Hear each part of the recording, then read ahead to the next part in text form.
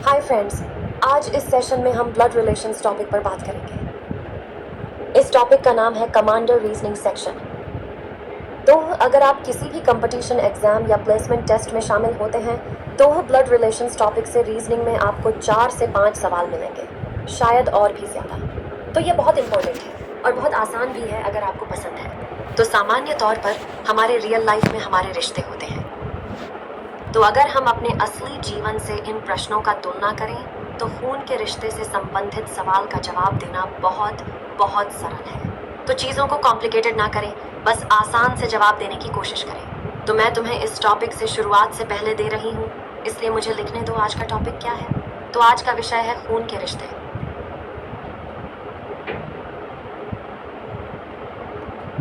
तो ये topic definitely तुम्हें कॉम्पिटिटिव एग्जाम या प्लेसमेंट टेस्ट में 5 या ज्यादा सवाल मिलेंगे। प्लेसमेंट टेस्ट में तुम्हें लगभग 3 से 4 सवाल मिलेंगे। बैंक एग्जाम में तुम्हें लगभग 5 सवाल मिलेंगे। तो चलिए इस विषय को देखते हैं। तो सीधे सवाल पूछने से पहले, इस ब्लड रिलेशंस टॉपिक को अटेम्प्ट करने से पहले यह 6 महत्वपूर्ण बातें याद रखने होंगी। तो जब कभी आप खून के रिश्तों से सवाल का सामना करें तो आपको डायग्राम बनाने जैसे लिखना होगा। तो जब भी आप क्वेश्चन से कोई जानकारी प्राप्त कर रहे हैं, आपको तुरंत उसे लिखना और एक डायग्राम बनाना है। तो डायग्राम क्या है? तो उन्होंने सवाल में ऐसी कुछ जानकारी देनी होगी। तो आपको एक परिवार का पेड़ बनाना होगा। तो अगर तुम इस परिवार की पेड़ ही बनाते हो तो लगभग 70% उत्तर तुम्हारे सामने होगा। तो अगर आप क्वेश्चन दिए गए से एक फैमिली ट्री ड्रॉ करते हैं तो आप वो आंसर बहुत ही आसानी से आंसर कर पाएंगे। तो दूसरा पॉइंट यह है कि डायग्राम बनाने के बाद हर नई पीढ़ी को नीचे की तरफ होना चाहिए। तो आपके लिए सवाल आसानी से जवाब देना आसान होगा। तो मैं यह अलग पॉइंट इसलिए बना रहा हूं क्योंकि हर पीढ़ी को नई लाइन पर होना चाहिए। तो ऐसे ही हर जनरेशन को नई लाइन पर होना चाहिए ताकि आपको आइडेंटिफाई करना आसान हो और सब कुछ क्लियर रहे। इसका तीसरा पॉइंट यह है कि सिंबल्स आसान होने चाहिए। तो फिर सिंबल्स क्या होते हैं? तो हमारे पास एक आम तौर पर प्लस संकेत, माइनस संकेत और क्रॉस मार्क और साथ ही साथ इक्वल टू संकेत भी है। तो ये सिंबल्स मेल पर्सन को डिनोट करने के लिए यूज होंगे। अगर पर्सन मेल है तो हम प्लस सिंबल के साथ डिनोट करेंगे। अगर व्यक्ति महिला है तो हम निश्चित करेंगे कि उसको माइनस चिन्ह से दर्शाया जाएगा। अगर वो शादीशुदा जोड़ी है तो हम इसे इंटू के साथ दर्शाएंगे। अगर वो भाई बहन है तो हम इसका इक्वल टू के साथ दर्शाएंगे। तो ये है वो मुख्य चिन्ह जो हम खून के रिश्तों के विषय में इस्तेमाल करेंगे। तो ये सरल होना चाहिए। तुम अलग अलग चिन्हों को लेकर चीजें उलझा नहीं सकते। अलग अलग चिन्ह आपके परिवार के पेड़ में और सब कुछ। अगला पॉइंट है चौथा पॉइंट। चौथा पॉइंट कुछ सवालों में ऐसा होगा कि डाटा दिया होगा। तो डेटा में जेंडर गिवन नेम से डिसाइड नहीं किया जा सकता। जैसे कि सवाल में अगर सम दिया गया है तो आप सम को लाइक नहीं कह सकते या फिर समंथा जैसा कुछ भी नहीं कह सकते। तो तुम कह नहीं सकते कि वो एक फीमेल है। तो हो सकता है कि मेल का भी एक चांस हो। तो मेरा पॉइंट ये है कि आप दिए गए नाम, जेंडर और सब के आधार पर फैसला नहीं कर सकते। तो ये है 4वां पॉइंट। अगला 5वां पॉइंट ये है कि कोई भी बेकार रिश्ता नहीं होता। कोई भी पूरा तरह से बेकार रिश्ता नहीं होता। कुछ लोग कहेंगे या सोचेंगे मुझे लाइक गर्लफ्रेंड या बॉयफ्रेंड है, इसके कुछ चांसेस है या फिर कुछ दोस्त जैसे हैं। हमारे पास L नंबर ONF दोस्त है। तो इस रिश्ते में दोस्त कैसे पहचाने? यहाँ कोई दोस्त नहीं है, न ही ऐसी एक्टिविटीज हैं। याद रखिए, रक्त संबंधों के विषय में एक आदमी 2 पत्नियों के साथ बिल्कुल नहीं किया जा सकता। एक आदमी जिसके पास 2 बीवियां, दोस्त या कोई भी बेकार रिश्ते हो, उसको बिल्कुल भी अनुमति नहीं है। 6वां पॉइंट पसंद है और यह आखिरी पॉइंट है। अगर तुम इन बातों को याद रखोगे तो ब्लड रिलेशंस टॉपिक को अटेम्प्ट करना तुम्हारे लिए आसान हो जाएगा। 6वां पॉइंट है कि आपको खुद का ड्राइंग करना है, जैसे ही हमारे पास सबका अपना परिवार होता है। तो आप अपना खुद का परिवार पेड़ बना सकते हैं, जैसे कि फादर मदर के जैसे। तो फादर मेल प्लस है और मदर माइनस है। तो ये दोनों शादीशुदा हैं, क्रॉस मार्क। तो इनके कुछ बच्चे भी हैं और सब कुछ। तो ईस्ट फैमिली के पास 2 बेटे और एक बेटी है। तो आप ऐसे ही लिखेंगे। तो इस बेटी के लिए एक पति है और उनके 2 बच्चे हैं, ऐसे ही। तो ये सारे बहन भाई हैं, शायद बराबर की निशानियां हैं। तो ऐसे अगर आप अपने खुद के फैमिली ट्री बनाते हैं तो आपके लिए ब्लड रिलेशंस का टॉपिक को बहुत ही आसानी से समझना बहुत ही आसान हो जाएगा। तो मैं उम्मीद करता हूँ कि आपने ये 6 विषय या 6 सरल बातें समझ ली हैं। तो अगर आप इन 6 सरल बातों को याद रखते हैं तो यह आपके लिए किसी भी परीक्षा में खून से संबंधित प्रश्न का प्रयास करना बहुत ही आसान है, चाहे वह एक कंपटीशन एग्जाम हो या फिर प्लेसमेंट टेस्ट हो। तो खून के रिश्ते के कुछ खास तरह के सवाल होते हैं, जैसे लगभग 3 से 5 मुद्दे होते हैं। तो अगर आप उस 3 से 5 मॉडल्स को फॉलो करते हैं तो आपको ये क्वेश्चन समझने में बहुत आसान होगा और इसे सबका जवाब देने में बहुत ही आसान होगा। मैं उम्मीद करता हूँ कि आपने ये 6 पॉइंट समझ लिए होंगे। तो कृपया ध्यान रखिए किसी भी खून से संबंधित विषय में शामिल होने से पहले, इसलिए वह बहुत उपयोगी होगा तुम्हारे लिए। चलो सवाल देखते हैं। अगर आप इन 3 से 5 समस्याओं या 3 से 5 विधियों का तैयारी करते हैं तो इस विशेष विषय से किसी भी प्रश्न को बनाना आसान हो जाएगा। तो पहला सवाल है कि किसी टॉपिक पे जाने से पहले हम सब क्या क्या याद रखना चाहते हैं, उसका एक छोटा सा रिकैप करना चाहिए क्या? तो जब भी हम एक मर्द व्यक्ति से मिलते हैं हम उससे उसके साथ प्लस संकेत के साथ दर्शन चाहते हैं, और अगर हमको मेल पर्सन पसंद नहीं आए तो male person plus symbol female. अगर हम एक फीमेल पर्सन माइनस से मिलते हैं, अगर हम एक शादीशुदा जोड़ी से मिलते हैं, ठीक है, अगर हम एक शादीशुदा जोड़ी से मिलते हैं, अगर हम ऐसे दिखते हैं जैसे हम कहते हैं, जैसे भाई बहन दीदी भैया या फिर भाई बहन की तरह के रिश्ते, तो हम उनका समान समान दर्जा प्रदर्शन करेंगे।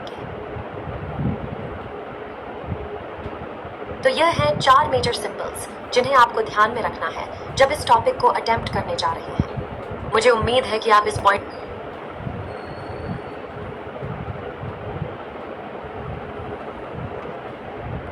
तो यह हैं 4 मेजर सिंबल्स जिन्हें आपको ध्यान में रखना है जब इस टॉपिक को अटेम्प्ट करने जा रहे हैं। मुझे उम्मीद है कि आप इस पॉइंट से क्लियर हो गए होंगे।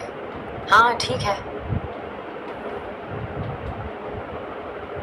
तो चलो प्रॉब्लम्स के अंदर प्रवेश करें और ज्यादा से ज्यादा एग्जाम्पल्स देखें एक साफ आइडिया पाने के लिए।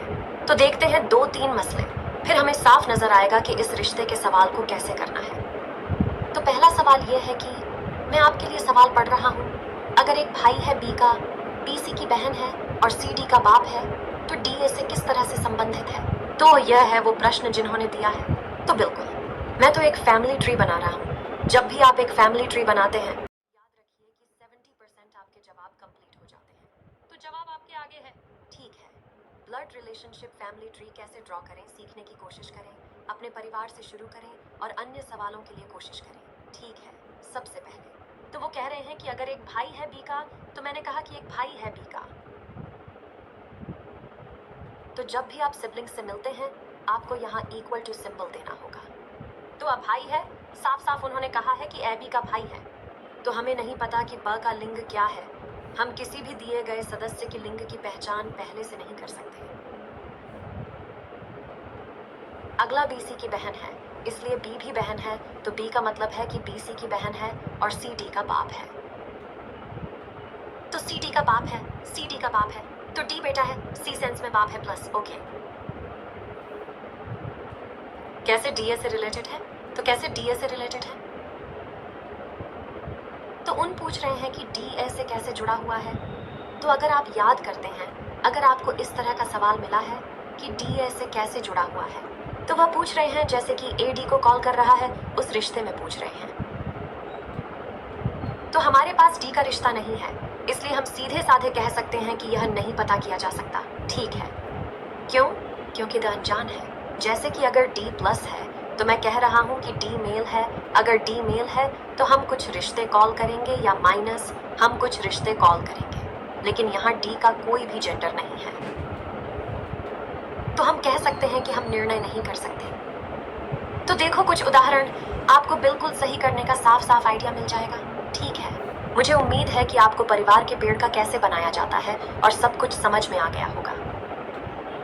ऐसे ही हम ड्रा करेंगे और क्वेश्चन का आंसर देने की कोशिश करेंगे। मैं आपके लिए क्वेश्चन पढ़ रहा हूँ। पी की माँ है कि दी की बहन है, दजे का बाप है। पी जे से कैसे जुड़ा हुआ है? ठीक है, तो चलो एक डायग्राम बनाते हैं ताकि आपको जवाब और सब कुछ का तय से अधिकतम अवलोकन मिल जाए। ठीक है, चलिए सॉल्यूशन शुरू करते हैं। तो मैं सिर्फ यहाँ दी गई सवाल की कॉपी लिख रही हूँ, लेकिन इस चीज को ड्रा करने से पहले आपको फैमिली ट्री और सब लिखना आना चाहिए। तो उनको दिया है कि प है कि माँ, तो फिर उनको क्या दिया गया है? प है कि माँ। पी सेंस में क की माँ है, इसलिए पीक की माँ है। तो वो साफ कहते हैं कि प है माँ, तो ये मतलब है कि माइनस पा की माँ है। अगला पॉइंट है कि दी की बहन है के, तो के बहन है, बहन का मतलब सिबलिंग है, तो इक्वल टू के है दीदी का मतलब है माइनस के है डी के दीदी। और अगला पॉइंट है डीजे का बाप है, तो वो कह रहे हैं कि डीजे का बाप है, डी पिता है, तो डी पिता है मतलब डी प्लस डीजे का पिता है।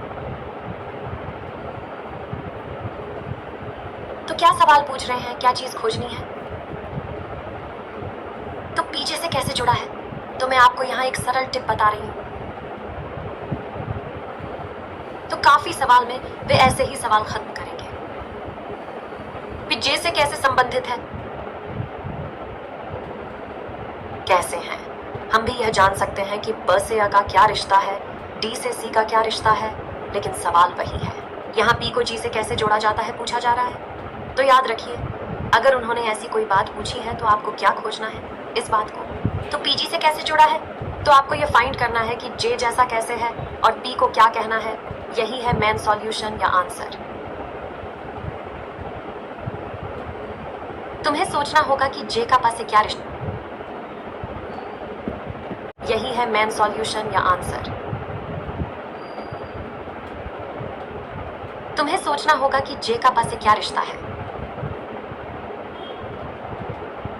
तो इस सिचुएशन में जे थर्ड जनरेशन में है और पी फर्स्ट जनरेशन में है, तो जा को क्या बुलाना है?